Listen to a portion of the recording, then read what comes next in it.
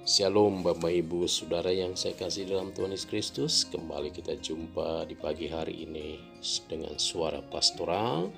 Dan saudara, doa dan harapan saya kita tetap dalam lindungan Tuhan dan tetap sehat. Saudara, suara pastoral akan berbicara, apakah hati kita tanah yang baik?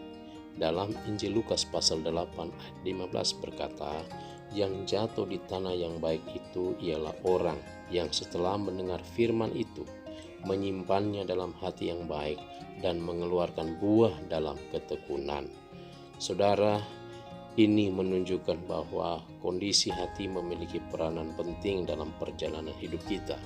Apa yang terjadi dengan hidup ini sangat bergantung pada apa yang ada di hati.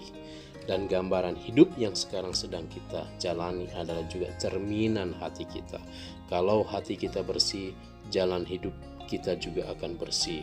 Jika hati kita penuh sukacita, maka kita akan mengerjakan segala sesuatu juga dengan sukacita.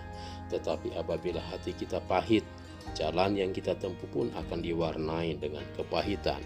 Saudara kekasih dalam Tuhan, Alkitab sering menggambarkan hati manusia sebagai tanah.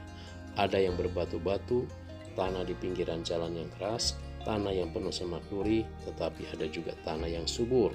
Tanah di mana benih firman Tuhan dapat bertumbuh dan akan berbuah lebat. Meskipun sama-sama mendengar firman Tuhan, dampaknya terhadap masing-masing orang berbeda, sangat bergantung pada kondisi tanah hati mereka. Jika mereka mendengar firman, tetapi hati keras dan berbatu, firman Tuhan tidak akan berarti apa-apa dalam hidup mereka.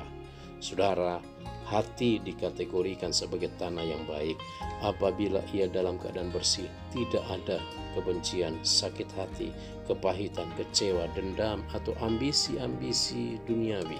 Sekalipun kita rajin datang ke ibadah, mendengar khotbah berkali-kali, tetapi jika hati kita belum beres dari hal-hal tersebut, saudara kasih dalam Tuhan, maka firman Tuhan itu tidak akan berdampak dalam hidup kita. Apakah dia yang menguji hati? Tidak tahu yang sebenarnya. Di dalam Amsal 24 ayat 12, saudara, tanah hati seperti ini harus dibajak, dicangkul, dibersihkan, dan diratakan. Daud berdoa, selidikilah aku ya Allah, dan kenalilah hatiku. Ujilah aku dan kenalah pikiran-pikiranku. Tuhan Yesus memberkati. Doa saya, kita tetap dalam lindungan Tuhan dan tetap sehat dan selalu semangat. Haleluya. Amin.